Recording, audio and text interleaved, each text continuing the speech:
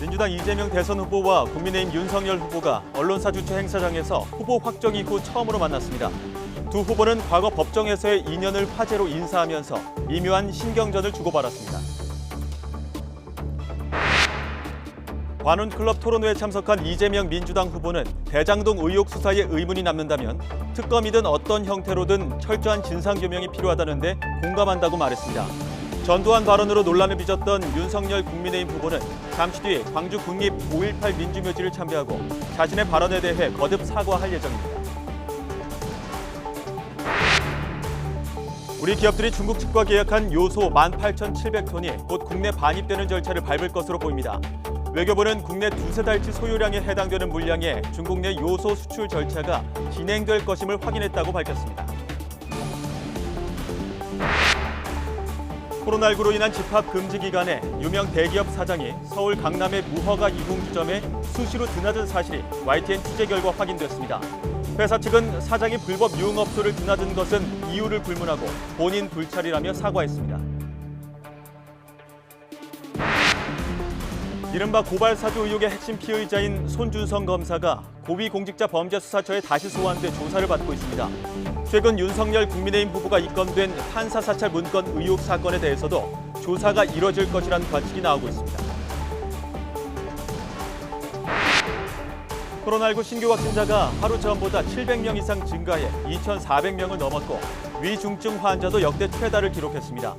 김부겸 총리는 연말 모임이 더 활발해지고 계절적 요인까지 더해지면 지난해 말과 같은 위기가 재현될 가능성도 배제하기 어렵다고 말했습니다. 네, 대선이 4개월 앞으로 다가오면서 대선 주자들의 움직임도 바빠지고 있습니다. 오늘의 전국 주요 현안 짚어보겠습니다. 전용기 더불어민주당 선대위 대변인 그리고 김은혜 국민의힘 홍보본부장 두 분 모셨습니다. 어서 오십시오. 안녕하십니까. 반갑습니다. 예, 안녕하십니까. 자, 이재명 후보 오늘 일정 재개하면서 윤석열 후보와의 첫 만남도 이루어졌습니다. 거대 양당의 두 대선 후보의 후보 확정 후 첫 조우라서 관심이었는데요. 잠시 보고 오시겠습니다. 고맙습니다. 우리가 그 20몇 년 전에 성남에서 이렇게 법정에서 자주 뵀었어요. 근데 제가 그 말씀을 들었는데 보게 봤을 텐데 저는 기억이 없어요. 그래요? 왜냐하면 제가 형사사건을 거의 안 했기 때문에. 아니 그래도 이따가씩 들어오셨어. 네, 성남 법정에서 자주 뵀었다. 근데 기억이 없다. 약간의 신경전도 느껴지는 모습 보고 오셨는데 어쨌든 이재명 후보 오늘 일정 재개하자마자 뭐 언론사 주최 행사도 참석하시고 관훈클럽 초청 토론회도 가시고 대한상인이 그 간담회도 참석을 하시는데 자, 어제 부인 김혜경 씨 낙상 사고로 일정 전면 취소하지 않으셨습니까? 지금 어떤 상태십니까? 네, 지금은 많이 호전된 상태라고 알고 있습니다. 그저께 새벽이죠. 어저께 새벽으로 볼 수 있는데요. 어저께 새벽에 과로로 인한 약간 의식불명 상태가 잠깐 이루어졌었고 넘어지는 과정 중에 어떤 모서리에 넘어지셨나 봐요. 그래서 이게 조금 찢어지는 열상을 얻어서 급하게 앰뷸런스를 통해서 병원으로 가셨었고요. 네. 그렇게 수술을 받는데 이재명 후보가 지속적으로 동행을 했었습니다. 그러면서 굉장히 좀 큰 충격을 받으셨던 것 같아요. 왜냐하면 정치인으로서의 꿈 그리고 대통령으로서의 꿈은 후보 본인인데 김혜경 씨는 아내로서의 내조를 위해서 자신의 꿈도 아니지만 사실 남편을 위해서 엄청난 일정을 소화했기 때문에 엄청난 이제 과로가 있었던 겁니다. 네. 그 와중에 어려움이 있었는데 어저께 갑자기 이렇게 쓰러지는 모습을 보면서 나 때문에 이렇게까지 아내가 힘들었구나 하는 모습에 너무 가슴이 철컥 내려앉으셨다고 말씀을 하셨고요. 사실 그러면서 하루 정도는 내가 간호하는 시간을 가져야 된다라는 생각을 가져서 어저께는 취소했지만 오늘부터는 국민의와 이제 약속을 지키기 위해서 다시 일정을 재개했습니다. 아, 과로 때문에 쓰러지신 거고 지금은 이제 회복이 좀 돼가고 계시다. 그런데 관련해서 이제 가짜 뉴스들이 막 돌아다니다 보니까 더불어민주당 공보국에서 강력하게 대응하겠다 이런 입장까지 나왔어요. 예, 굉장히 심각한 가짜 뉴스가 지속적으로 유포되고 있습니다. 그래서 그 더불어민주당 측에서는 강력한 법적 대응을 경고하고 있는 바입니다. 그래서 하루빨리 지금과 같은 가짜 뉴스를 일어나지 않게끔 모두가 함께 그 촉각을 곤두세워야 될 때라고 생각합니다. 예. 자, 앞서 이재명 후보 그 행사에서의 두 분의 이야기를 듣고 오셨는데 네. 그 뒤에 인사말에서 여야 대선 후보끼리 1대1 회동하자 이걸 한 번 더 제안하셨거든요. 네. 지금까지 여야 대선 후보들끼리 회동을 한 걸 잘 본 기억은 없는 것 같아서요. 이거 성사가 될까요? 전례가 없었죠. 네. 거의요. 그리고 앞으로 또 본선에 들어가게 되면 두 후보 간에 새털 같은 많은 날들이 있습니다. 1대1 토론을 하게 될 때가요. 그런데 굳이 왜 지금 1대1 토론을 하자고 하실까?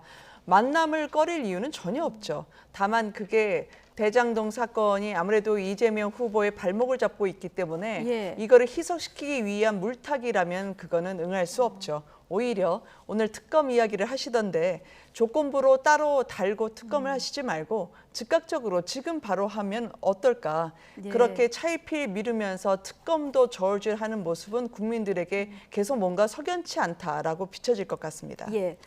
자, 윤석열 국민의힘 후보는 오늘 후보 확정되고 1박 2일 일정으로 광주를 찾습니다. 전두환 옹호 발언 논란 이후 지금 3주 만인데 자, 진정성 있는 사과가 나올까? 그리고 사과 이후 광주 민심을 돌릴 수 있을까? 자, 이 부분이 관심입니다. 어떻게 보고 계십니까? 저는 진정성 있는 사과는 보기 어려울 거라고 보고 있습니다. 그 이유가요. 사실 그 전두환 옹호 발언에서 시작됐는데 이것은 그냥 상식으로는 나올 수 없는 발언입니다. 오래전부터 생각해왔던 부분을 어떻게든 좋게 포장해 보려고 했으나 이것이 광주의 민심을 건드리게 됐고 이것을 역풍으로 오게 되니까 어쩔 수 없이 광주에 찾은 것 같습니다. 그러나 거기 가면은 놓여 있는 광주의 그 전두환 이름이 박힌 그 네. 뭐라고 하죠? 돌도 밟지 않을 것이라고 보고 있는데요. 예. 오래전부터 이렇게 조직 세계에서 몸담고 있고 조직으로서 정치를 하려고 했기 때문에 이런 생각이 오래전부터 있었던 거라고 보고 예. 있고요. 이번에 국민의힘 경선만 보더라도 당신과 민심이 전혀 상반된 이런 모습을 보이는 것도 결국에는 조직 선거를 통해서 했기 때문에 본인은 더 조직에 의미를 좀 많이 두고 있지 않을까 하는 생각에 저는 네. 진정성 있는 사과는 보기 어려울 것이다 이렇게 말씀드리고 예. 싶습니다. 어떤 수위로 어떤 대책을 내놓으면서 사과를 할지 이 부분 굉장히 주목되는데 앞서 저희가 이제 화면을 보여드렸습니다만은 오늘 5.18 자유공원 방문이라든가 5.18 민주묘지 참배 전에 홍남순 변호사 생가를 방문하는 모습도 저희가 이제 볼 수 있었습니다. 자, 김은혜 의원님, 네. 앞서 저희가 조진태 그 5.18 재단 상임이사 연결을 했는데 네. 두 가지를 요구를 하시더라고요. 일단 국민의힘 내에서 그 전신의 당에서 있었던 망언이라든가 앞으로 있을 망언에 대해서 어떻게 대응할 것인지 구체적으로 좀 약속을 해달라 이거 하나 하고 5.18 정신을 헌법 전문에 담을 것, 요 정도는 이제 약속을 해줬으면 좋겠다 이 얘기를 했는데 이거 당과 같이 가야 하는 일이라서요. 네. 국민의힘 입장은 어떻습니까? 이제 후보 본인이 곧 밝히게 될 것으로 예. 좀 보입니다. 그리고 저도 개인적으로 지난 당대표 선거에 나갔을 때 5.18 정신은 헌법 전문에 담기어야 한다라고 네. 이야기를 했었거든요. 그만큼 아픈 민주주의자 처절하게 저항했던 역사이기 때문에 예. 저희가 지속적으로 호남 동행을 계속해왔던 입장에서 보면 전폭적으로 저는 함께 논의해 볼 필요가 있다라고 생각을 하고요. 네. 그리고 저는 윤석열 후보가 오늘 가서 진심으로 호남에 이제 머리 숙이고 이해를 구하는 과정을 거칠 것이라고 생각을 합니다. 원래 이제 오해는 이해를 구하는 자세로 네. 푸는 게 정치의 철칙이죠. 예. 또 개인적으로도 윤석열 후보가 저는 대통령이 돼서 이 5.18 발포 명령의 그 진실을 밝혀주기를 바랍니다. 그게 비석을 밟느냐 안 밟느냐 그런 네. 발상보다 훨씬 더 진정성 있고 의미 있는 정치 행동이 될 거라고 생각합니다. 예. 오늘 뭐 달걀 투척 같은 이런 물리적 충돌 우려도 좀 제기가 됐는데 네. 자, 일단 광주 달걀 현지 아니라 돌을 맞아도 예. 찾아뵙고 머리를 숙여야죠. 예. 네. 그래서 여기서 후보도 이제 그런 입장을 네네. 밝힌 것으로 알고 있는데 어쨌든 광주에서는 물리적 충돌은 최대한 자제하겠다. 자, 이런 입장을 이제 밝혔거든요. 예, 물리적 충돌은 없어야 될 것이라고 예. 보고 있습니다. 사실상 일부러 그런 모습을 보여주기 위해서 하지 않았나 하는 의심을 지울 수가 없습니다. 지난번에 그 노태우 대통령이 노태우 민주정의당 후보일 때 광주에 찾아서 많은 최루탄이라든지 빈병이라든지 돌팔매 세례를 받았습니다. 이때 그 영남과 호남의 갈등이 완화되기는커녕 오히려 증폭이 되었고요. 오히려 그 영남의 민심이 저렇게 뭐 문제가 있다라는 형태로 보여졌기 때문에 네. 노태우 대통령이 당선될 수 있었던 겁니다. 예. 사실상 계란이라든지 뭐 다양한 뭐 돌팔매를 맞는 이런 그림을 만듦으로써 오히려 다른 사람들의 뭐 심리를 자극하는 그런 효과를 가지고 올 수 있지 않을까 싶어서 물리적인 충돌은 피해야 되고요. 정말로 진정성 있는 사과를 할 수 있었는가가 중요한 포인트 같고요. 사실 네. 우리 김은혜 의원님께서 말씀 잘해주셨는데 그건 대통령이어서가 아니고 5.18 진상규명은 검찰총장일 때 했었으면 오히려 더 그림이 좋지 않았나 저는 그렇게 보고 있습니다. 네. 뭐 하나만 윤석열- 첨언하자면 5.18은 특정 정당의 소유가 아닙니다. 그건 우리 모두가 아파했던 진실이기도 합니다. 그거를 민주당이 아니면 누구도 거론하지 말라라는 식으로 해석되면 안 될 거라고 생각을 하고요. 예. 그리고 특정 정당의 전유물이 아니기 때문에 함께 풀어가는 노력에 대해서 큰 견제가 계속 들어오곤 하는데 마음 한번 통넓게 한번 보시는 것도 저는 필요할 거라고 생각합니다. 예. 굉장히 발전적이라고 생각합니다. 발전적이라고 생각한다. 네. 사실 국민의힘에서 지금 현 지도부 그리고 김종인 전 비대위원장까지 광주를 찾아서 좀 공을 많이 들였었던 것도 네. 사실인데요. 자, 오늘 윤석열 후보가 광주에서 어떤 얘기를 할지 굉장히 주목되는 상황이라서 저희가 이 속보가 들어오는 대로 전해드리도록 하고요. 자, 더불어민주당 이재명 대선 후보가 최태원 대한상공회의소 회장 등 경제인들과 오늘 만나는데요. 현장으로 잠시 가보시겠습니다.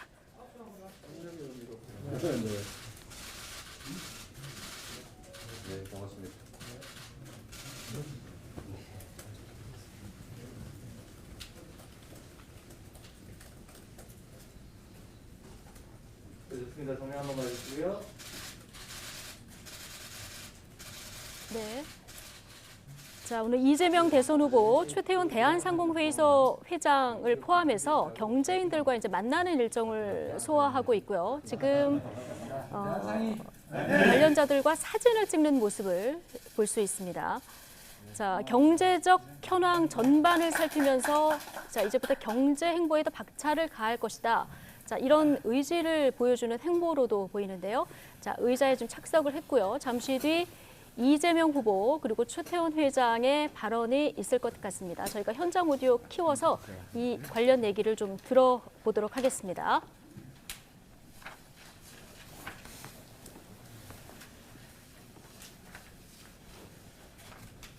네. 지금 두 분께서 발언에 앞서서 이제 어떤 얘기를 할지 점검을 하고 있고요. 감소를 나누고 있는데 현장 얘기 들어보시죠. 이재명 후보님 그리고 의원님들 바쁜 시간에 오셔서 상당히 감사드립니다. 그리고 무엇보다 이렇게 경제계에 먼저 찾아주신 데 대해서 상당히 저희 경제계 대표로서 감사 말씀 먼저 드립니다. 제가 경선할 때는 여기를 오려고 하다가 이 일정을 못 맞춰서 못 왔는데 그냥 노동계만 갔다고 오해하시는 분들이 또 있을 수 있을 것 같아요. 그래서 제가 그것 때문에 일부러 제가 오늘 상의부터 한번 방문을 하자고 했습니다.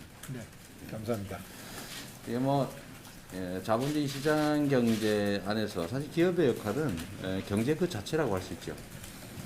일부에서 말씀드린 것처럼 사실은 이제 기업이라고 하는 것은 물론 자본을 투자한 또 사주도 있고 거기에 노동으로 참여하는 근로자들도 있고 또 금융도 있고 또 구매로 참여하는 소비자도 있어서 요즘은 매우 복합적인 존재가 기업인 것 같아요. 그리고 이제 우리 정부의 역할은 저는 기본적으로 시장 경제 범위 내에서 기업의 자율과 혁신을 또 창의를 가능하게 지원하고 또 그럴 수 있는 환경을 조성하는 게 저는 정부의 핵심 역할이라고 생각합니다. 네. 기업의 역할도 좀 더 확대돼야 된다고 저희도 생각하고 있습니다. 그래서 사회 문제 혹은 뭐 그동안에 많이 열려있던 환경 문제, 탄소 문제를 비롯해서 기업의 역할이 좀 더 확대되는 방향이 무엇일까 저희가 경제계도 그런 고민들을 또 하고 있습니다. 단지 저희가 제일 걱정하는 문제들은 미래의 성장력을 어떻게 저희가 만들어낼 수 있을까. 그래서 국가 차원의 성장을 할 수 있는 성장 포텐셜을 조금 더 만드는 일에 저희가 상당히 힘을 쓰고 있습니다만은 정부도 또 어찌 보면 후보님도 그런 문제에도 상당히 관심을 많이 갖고 계신 걸로 알고 있고요. 저희는 성장 포텐셜을 만들면서도 또 사회 시스템이 이 포텐셜을 좀 더 키워줄 수 있는 상태로 저희가 좀 변화돼야 되지 않을까라고 생각됩니다. 그래서 그것이 규제를 하지 말아달라 이런 말씀을 드리는 게 아니라 어찌 보면은 규제가 필요한 만큼은 규제가 돼야 된다고 저희도 확신을 하고 있습니다만은 그 규제가 올바른 방향으로 나와서 성장을 좀 더 유도할 수 있는 방향으로 이 규제 시스템과 얘기가 좀 더 바뀌어주면은 저희 기업 활동을 하는데 훨씬 더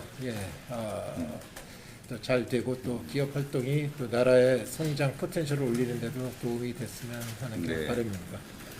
제가 좀 전에도 사실 그 관훈 토론도 있고 아침에 그 글로벌 인재 포럼 거기서 아까 뵀는데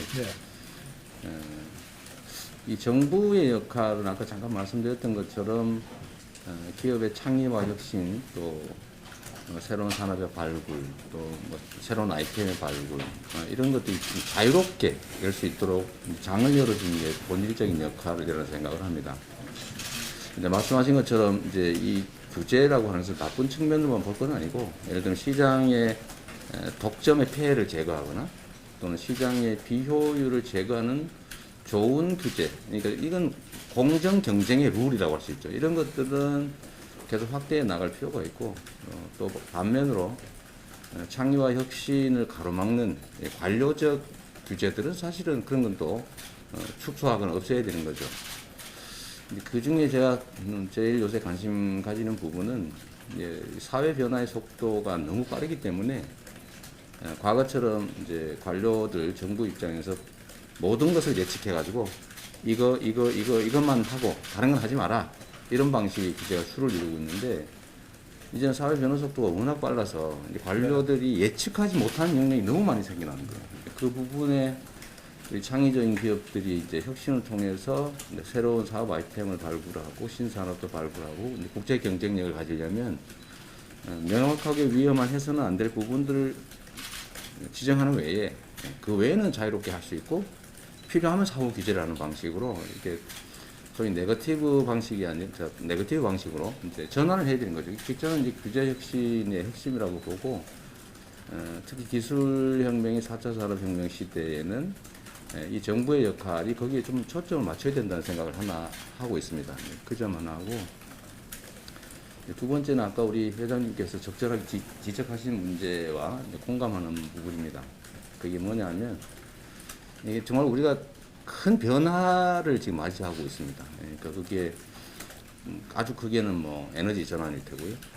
또 하나는 디지털 혁명, 디지털 전환이고 이제 주기적인 팬데믹 이런 것들이 외부의 우리는 충격 요인 또는 뭐 위기 요인으로 다가오고 있습니다만은 사실 이거를 우리가 좀 더 국가의 적극적인 노력, 좀 담대한 노력을 통해서 기회로 만들 수가 있습니다.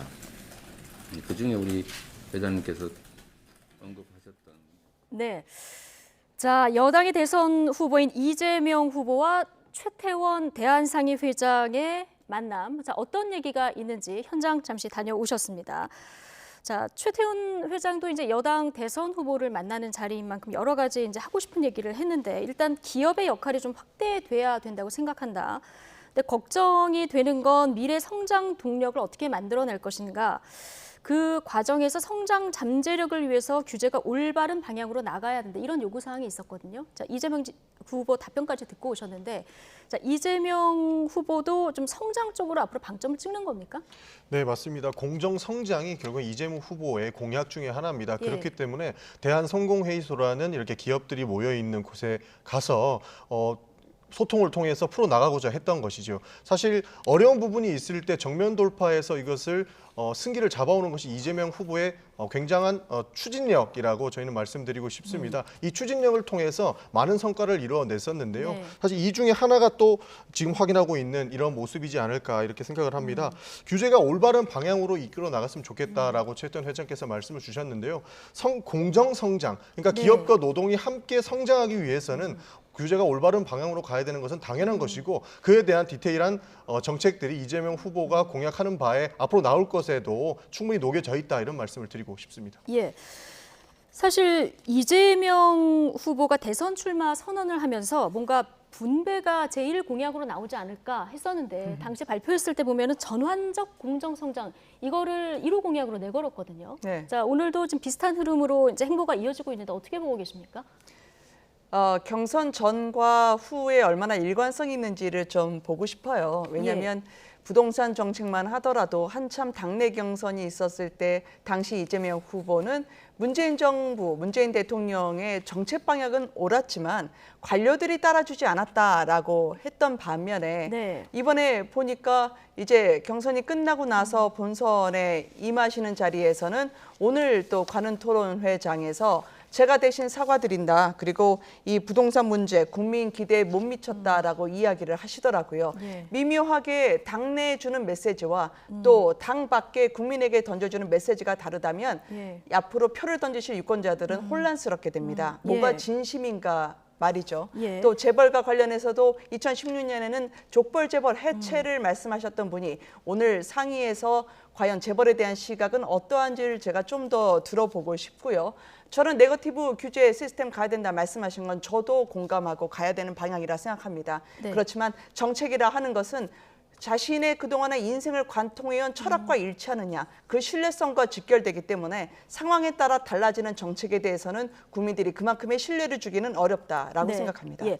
대선 후보가 되기 전후의 발언의 비교 그리고 당내 메시지하고 국민에게 주는 메시지가 좀 혼란스럽다 이런 지적을 해주셨는데요. 네, 어떤 메시지를 보셨는지 모르겠지만요. 네. 지속적으로 우리 정부에서 해왔던 문재인 정부에서 해왔던 부동산 정책에 대해서는 사과를 해왔었고요. 사실 그 기재부가 원래 전국민 재난지원금과 관련돼 있어도 정부가 따라오지 않았던 부분에 대해서 지속적으로 제기를 했었습니다. 그래서 지금 그때 경선 기간과 본선 기간의 메시지가 다르다라는 것에 대해서는 저는 공감하기가 어렵고요.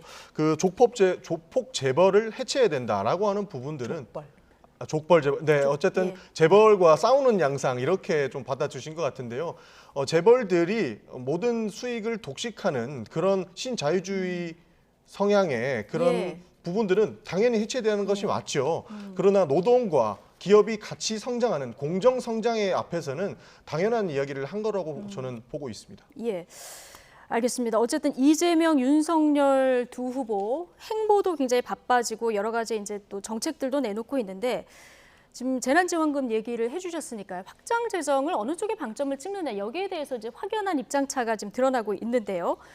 이재명 후보가 띄운 거는 조금 전 말씀하신 이제 국민 재난지원금 이건 이제 이름을 조금 내년에 바꿔서 주자 이렇게 정해진 것 같은데 민주당에서는 방역지원금으로 명칭을 바꾸고 세금을 그러니까 올해 거둘 것을 내년에 걷어서 좀 유예하자 이렇게 이제 방침을 정한 것 같은데 국민의힘에서는 당장 이게 세금 깡이냐 세금 밑장 빼기냐 이런 비판이 나오거든요. 어떻게 보십니까? 네, 세금 깡이냐 세금 밑장 빼기냐 이런 비판을 주시는데요. 결국에 윤석열 후보도 자영업자들한테 50조를 투자해서라도 살려야 된다라고 말씀을 해주신 것 같아요. 그러면 네. 그 돈은 어디서 나겠느냐 이것이 문제인 거죠. 사실 지금 국가 부채가 1,000조 정도 됩니다. 그러나 네. 더 문제는 가계경제가 1,800조라는 거죠. 그러니까 코로나19 상황 속에서 추가 세수가 걷어지고 있는 것은 전 국민들이 다 알고 있는데 예. 이런 위기 속에서 국가는 돈을 벌고 있고 국민들은 빚이 70% 이상 증가했다라는 것입니다. 이런 비이상적인 상황 속에서는 전 국민한테 지급을 해서 지금 어려운 상황을 조금 네. 타파해 나갈 수 있게끔 도움을 줘야 된다라고 말씀드리고 예. 싶은 것이고요.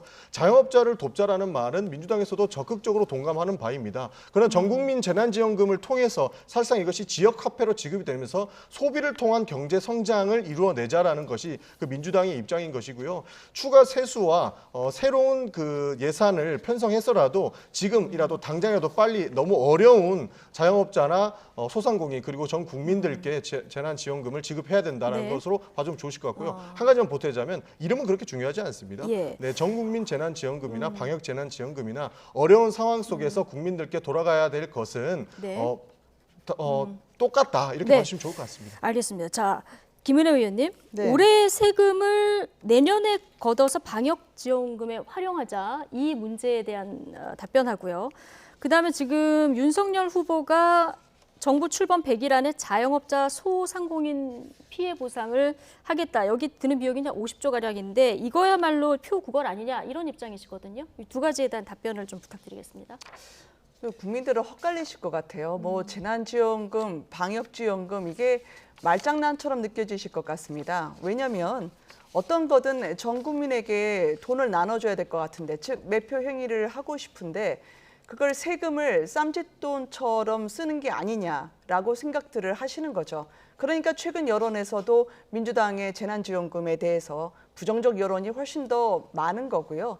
또 지난 재보궐선거 때 박영선 당시 후보가 10만 원 드린다고 했지만 결국 선거 패배로 국민들이 화답하시지 않았겠습니까? 이제는 안 먹힌다는 거죠. 왜냐하면 남는 세수가 있다고 하지만 그게 내년에 어떻게 써야 될지는 국고환수라든지 다 그게 법에 정해져 있습니다. 예. 그런데 그때 당시 쓰자니 3월 9일이 넘길 것 같으니까 선거 때 영향을 주지 못할 것 같아서 미리 당겨서 외상으로 쓴다? 그런 식의 사고로 나라를 운영하면 지난 4년 얼마나 많은 약자분들이 당했는지 다 입증되고 확인하셨죠.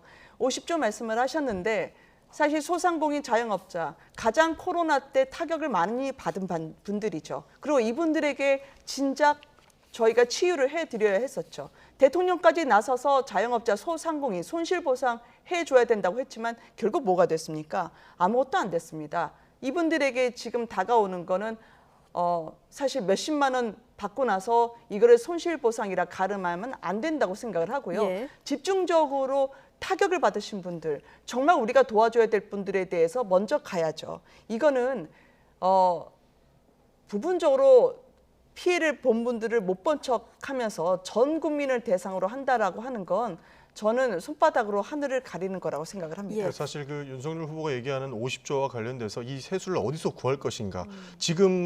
지금은 하면 안 되고 지금은 표구걸이고 나중에 내가 대통령이 되었을 때는 50조를 줄 수 있다. 그리고 선별 지원할 수 있다라고 이야기를 하고 계시는데요.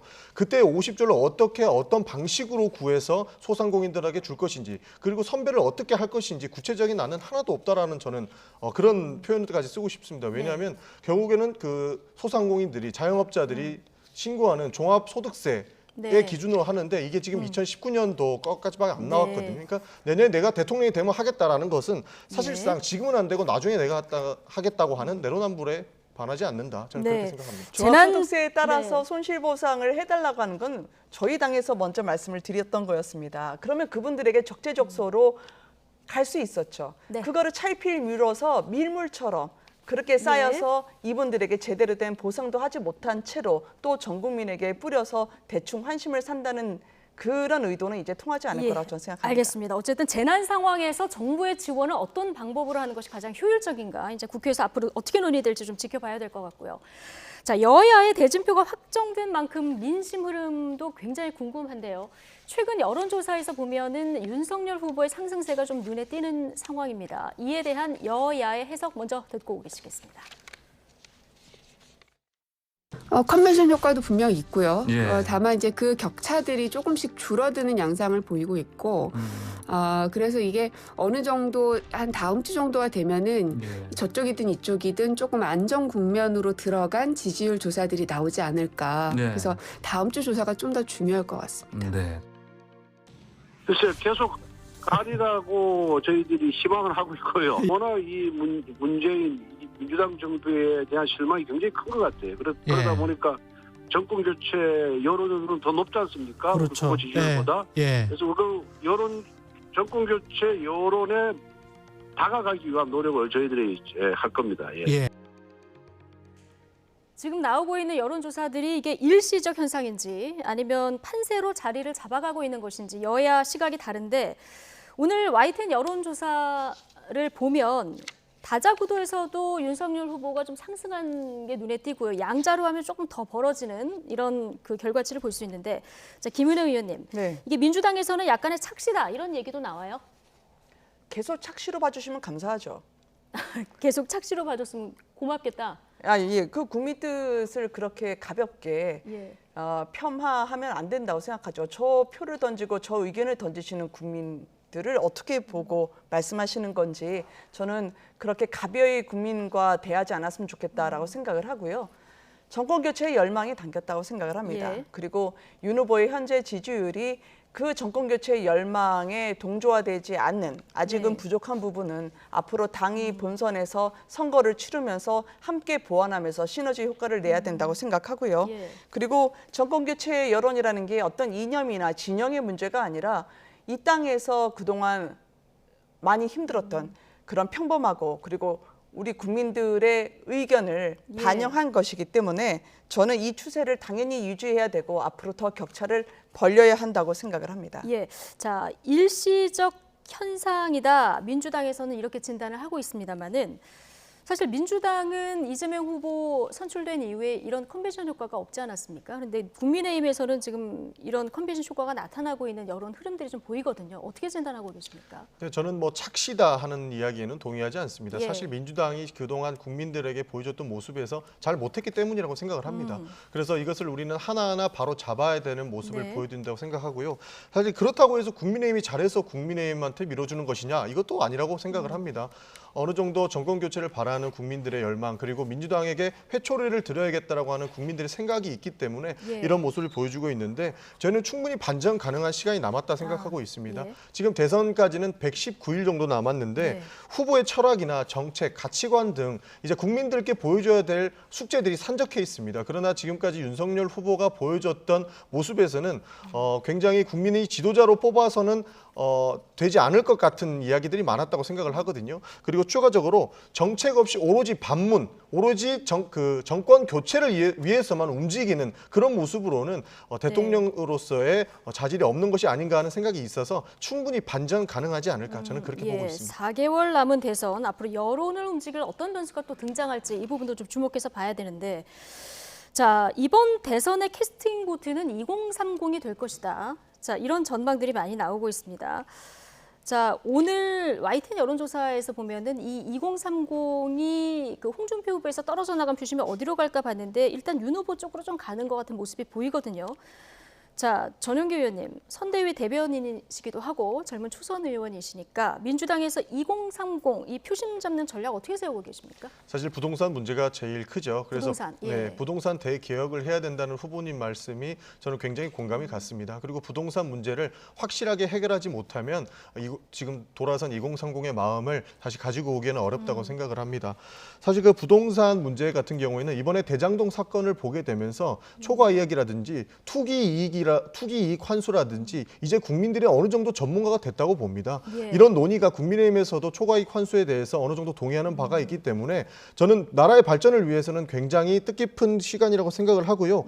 이제는 민주당이 더 먼저 이 부동산 개혁에 앞장서야 된다고 생각을 하고 있고 2030이 싫어하는 이유는 사실 실리와 실효성, 그리고 얼마나 합리성이 갖춰져 있는지가 담보가 되어 있다고 생각을 하는데, 이재명 후보가 지금까지 보여주고 있었던 모습, 성남시장과 경기도지사로서의 정책의 모습을 봤을 때 충분히 2030에게 어필할 수 있는 부분이 있다고 생각하고, 그분들도 민주당이 하는 모습을 봐서 충분히 지지를 해줄 수 있다라고 생각을 하고 있습니다. 네. 그 근거는 누구 하나 여야를 떠나서 보수와 진보를 떠나서 후보의 결정을 바꿀 수 있다라고 한 세대도 2030이기 때문에 충분히 기대해 볼 수 있을 것이라고 그렇게 말씀드리고 예. 싶습니다. 사실 김종인 비대위원장 시절부터 해서 이준석 대표까지 해서 네. 국민의힘의 젊은 그 표심들이 많이 좀 들어온 것도 사실인데, 그 윤석열 후보의 여러 가지 발언 논란 때문에 또 이탈한 것도 사실 아니겠습니까? 여러 가지 앞으로 전략들을 내놓으실 텐데, 오늘 국민의힘에서 피선거권을 25세에서 18세로 내리는 이런 법안을 발의를 했더라고요. 네. 예. 당연히 이거는 시대의 흐름이기 때문에 저희가 적극적으로 추진하려고 하고요. 그리고 2030이라고 하는 건 사실 뭐 탈당이냐 입당이냐 숫자가 중요한 건 아니라고 생각합니다. 한 명이라도 탈당하면 그 의미가 어떤 건지 저희가 네. 처절하게 되새겨 봐야죠. 그리고 2030 청년 세대의 시대적 요구를 정치권, 그리고 특히 우리 당이 어떻게 이번 대선에서 반영하느냐, 그리고 얼마나 진지하게 그들의 삶과 현실적인 고민들을 더 진정성 있게 공감하느냐가 우리 후보의 경쟁력을 위해서 중요하다고 생각을 합니다. 예. 특히 대선에서 이제 이슈가 대장동이 파급 효과가 큰 것으로 최근 여론조사 결과 나오고 있는데요. 네. 이재명 후보가 당초 선거 초반에 이게 사건이 불거졌을 때 특검을 받아들이겠다고 하면 좋았을 텐데 그게 아니기 때문에 이제 대선 전에 의혹 털기가 상당히 불가능해졌다고 저는 네. 생각을 하고요. 이게 이재명 후보는 당군 일의 최대 치적이라 얘기하고 당군 일의 최대 비리는 유동규가 저질렀다는 식의 그 논리가 국민들에게 통하지 않는다. 예. 도시개발법 개정안도 민주당이 냈지만 본의 아니게 대장동 방지법이란 치적 방지법으로 불리고 있기 때문에 네. 이 딜레마를 벗어나기 위해서는 하루빨리 특검을 요구하지 않고 나는 무죄다라고 외쳐서는 안 될 거라 생각하고 알겠습니다. 그렇게 지금 되면 여론이 대장동 차가워지겠죠. 그리고 고발사주 의혹 관련한 여론조사를 네. 언급해 주셨기 때문에 관련한 내용으로 바로 가보면 이번 대선에서 사실 대장동과 고발사주 의혹도 주요 변수 아니겠습니까? 두 후보 모두 이제 사법 리스크가 있는 상황인데요. 윤석열 후보 대장동과 고발사주 의혹 관련해서 동시 특검을 하자 이런 얘기를 했고요. 오늘 이재명 후보가 관훈클럽 토론회에서 조금 전향적인 입장을 밝혔습니다. 김기현 원내대표 반응까지 같이 듣고 오시죠. 특검 형식이든 어떤 형태로든 더 완벽한 철저한 진상규명과 그의 엄정한 책임 추궁이 반드시 필요하고 그 점에 대해서 전적으로 공감한다는 말씀을 드립니다. 윤석열 후보께서 이 사건 주임 검사일 때 이 대장동의 초기 자금 조달과 관련된 부정비리 문제를 알고도 덮었다는 문제 제기가 있습니다. 부족하다면 이 부분 역시 특검의 대상으로 삼아야 한다. 더 이상 특검을 미루기 어려운 만큼 국민적 분노가 끓어오르니까 결국 시간 끌기 하면서 허지부지하다가 나중에 국민 기억 속에서 사라지게 하려는 하려는 그런 아주 나쁜 계략이라고 생각됩니다. 네, 오늘 이재명 후보가 기존 수사가 미진하면 특검도 가능하다. 기존 입장에서 좀 한 발 나간 입장을 밝혔거든요. 저 어떻게 보십니까? 원래 민주당에서 특검을 받아들일 수 없었던 이유는요. 특검은 시간 끌기라고 생각을 했었습니다. 그리고 시간 끌기가 맞습니다. 국민들께서 잘 알고 계시겠지만 특검을 하려면 특검법을 합의를 해야 되고요. 네. 특별수사검사를 임명하는 과정이 굉장히 난항을 겪을 것입니다. 지금 이렇게 하나의 아젠다를 가지고도 여야가 평명하게 대립을 하고 있는 와중에 특검법이 원활하게 합의가 될지 그리고 특별검사 임명이 원활하게 될지 그래서 이 부분이 6개월 이상 넘어가고 예. 특검을 하기로 한 시점부터 6개월 이후에나 이 특검이 합의가 될 것이라고 저희는 봤습니다. 그리고 특검을 하기로 하면 경찰과 검찰의 수사가 모두가 중단이 되기 때문에 네. 저희는 빠른 수사를 통해서 밝혀야 된다고 생각을 했었고요. 사실 대장동 이슈와 관련해서는 민주당과 이재명 후보가 훨씬 더 빠른 수사를 원하고 있습니다. 그 예. 이유가 뭐냐면 결국에 돈 받은 자가 누군지 뻔히 알고 있고 이 부분이 그리고 그 돈 준 사람과 이것을 돈 주게 만든 사람들이 구속돼 있는 상황이기 때문에 하루빨리 이 문제가 해결돼야 되기를 바라고 있는 것도 민주당과 이재명 후보다 이렇게 말씀드리고 싶습니다. 김은혜 의원님 입장 마지막으로 짧게 듣겠습니다. 네, 이재명 후보가 3차 선거인단 때 얻었던 표수 28, 62는 이낙연 당시 후보가 가져갔죠. 이게 묘하게 국민의힘이 대장동에 책임이 있다라고 생각하는 33%, 고발 사주가 더 큰 문제다 생각하는 33%하고 비슷합니다. 이게 뭘까? 저는 이재명 후보가 박스권에 있다고 생각하기 때문에 저희는 상식과 공정과 정책으로 네. 미래를 가져오는 선거로 돌파를 하도록 하겠습니다. 예, 알겠습니다. 오늘 바쁜 일정을 보고 있는 두 후보 일정 중심으로 두 분 의원님과 이야기 나눠봤습니다. 전용기 더불어민주당 선대위 대변인 그리고 김은혜 국민의힘 홍보본부장 두 분과 함께했습니다. 고맙습니다. 네, 자 국민의힘 윤석열 대선 후보가 오늘 광주를 찾아서 5.18 민주묘지를 참배하죠. 대선 후보 선출 이후 첫 지역 일정인데 논란이 되던 전두환 옹호 발언과 개 사과 사진 등을 사과할 것으로 보입니다. 자 현장에 나가 있는 취재 기자 좀 연결해 볼 텐데요. 박석영 기자. 네, 광주 5.18 민주묘역에 나와 있습니다. 네. 자, 광주에 지금 비가 좀 내리는 것 같은데요. 일부 광주 시민들이 집단 행동도 좀 예고하면서 충돌도 우려됐었던 상황 아니겠습니까? 지금 현장 분위기는 어떻습니까? 네, 국민의힘 윤석열 대선 후보는 광주 5.18 자유공원에 지금 방문을 하고 있는데요. 잠시 뒤면 제가 있는 민주묘지 쪽으로 이동할 예정입니다. 이곳 민주묘지 쪽은 시간이 갈수록 긴장감이 고조되고 있는데요. 오늘 오전에는 윤 후보 참배를 반대하는 시민들과 경찰이 몸싸움을 벌이기도 했었는데 지금은 소강 상태에 접어들었습니다. 하지만 한국대학생진보연합 등 일부 시민들은 여전히 연좌농성을 이어가고 있습니다. 이 때문에 한쪽에는 경호 경비를 맡은 경찰이 혹시 모를 충돌에 대비하고 있습니다. 이번 광주 방문은 윤 후보가 대선 후보로 확정된 이후 첫 지역 방문입니다. 그동안 경선 과정에서 윤 후보는 전두환 씨 옹호 발언과 개사과 사진으로 논란이 됐습니다. 당시 인재 기용을 강조하는 차원이었다. SNS에 어린 시절 사진을 올리는 과정에서 생긴 일이다. 이렇게 해명을 했지만 공분은 커졌습니다. 그러자 윤 후보는 계속해서 광주를 방문해 직접 사죄하겠다는 뜻을 밝혀왔는데요. 이달 초 광주 방문 일정도 검토를 했었는데 경선에 먼저 집중하고 후보 선출 이후 방문하는 것으로 일정을 조정했습니다.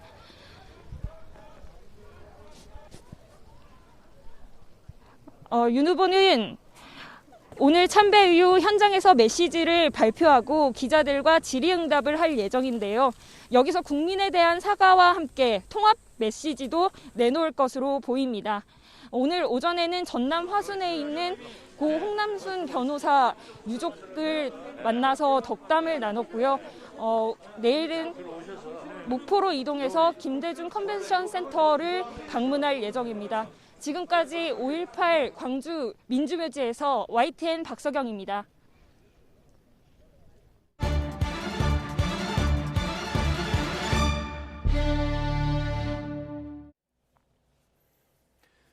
고발사주 의혹의 제보자 조성은 씨가 고소인 조사를 받기 위해 경찰에 출석했습니다. 조 씨는 윤석열 국민의힘 대선 후보 등이 정치적 이익을 위해 자신을 모욕하고 무고했다고 주장했습니다. 또 고발사주 의혹을 부인하는 김웅 의원에 대해선 모든 게 거짓말이라며 강하게 비판했는데요. 직접 들어보시죠. 자신들의 정치적 이익을 위해서 사실 이 공익신고한 행위들을 용납할 수 없는 방법으로 굉장히 이제 모욕을 하는 것을 넘어서 허위로 무고를 하고 보복 범죄 등을 이제 저질렀기 때문에 이 자체도 굉장히 중대한 범죄 행위라고 생각합니다. 그런 사람들이 이제 전직 검찰총장이고 그리고 전직 검사 출신 현 국회의원들이고 김웅 의원은 모든 순간을 거짓말을 하고 있습니다. 손준성 검사인 거를 김웅 의원이 몰랐습니까? 그럼 현직 의원이 그 검사가 보냈던 그 자료를 손준성은 나는 검사를 몰랐어요 라고 하지 않는 이상은 그분의 말은 전체가 거짓말이기 때문에 대답할 가치도 없다고 생각합니다. 코로나19 4차 유행 속에서도 고용 회복세는 지속된 것으로 나타났습니다. 지난달 취업자는 65만 2천 명이 늘어 8개월째 증가세가 이어졌는데요. 다만 일용직과 직원을 둔 자영업자 등 취약계층은 여전히 어려운 상황입니다. 보도에 오인석 기자입니다. 코로나19 확산의 직격탄을 맞은 숙박음식점업은 백신 접종률이 높아지면서 지난달 취업자가 2만 2천 명 늘었습니다. 9월에 이어 두 달째 증가세가 이어졌습니다.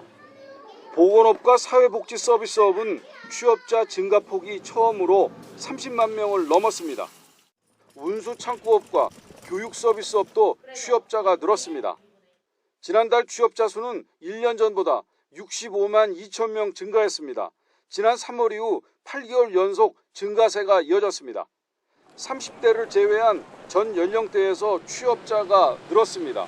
특히 15세에서 29세 청년층 취업자는 8개월 연속으로 증가했습니다.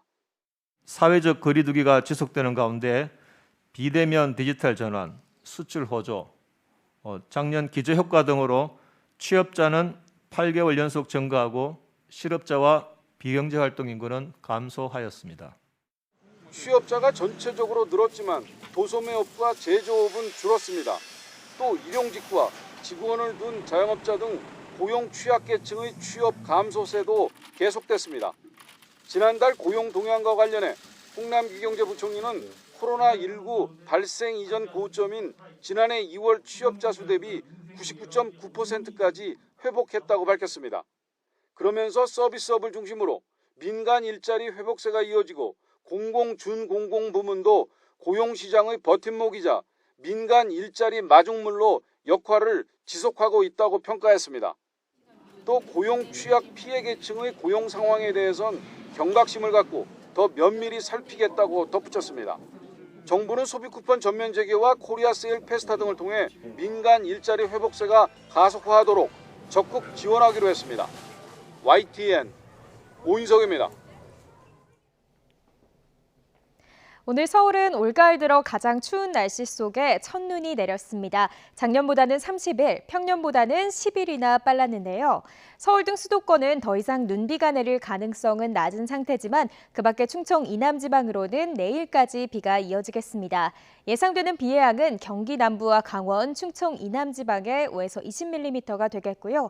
대설특보가 내려진 제주 산간에는 최고 8cm의 눈이 내려 쌓이겠습니다. 내일 아침 기온 예년보다 2에서 4도가량 낮겠습니다. 내일 서울 아침 기온 1도, 대전 3도, 부산은 8도가 예상되고요.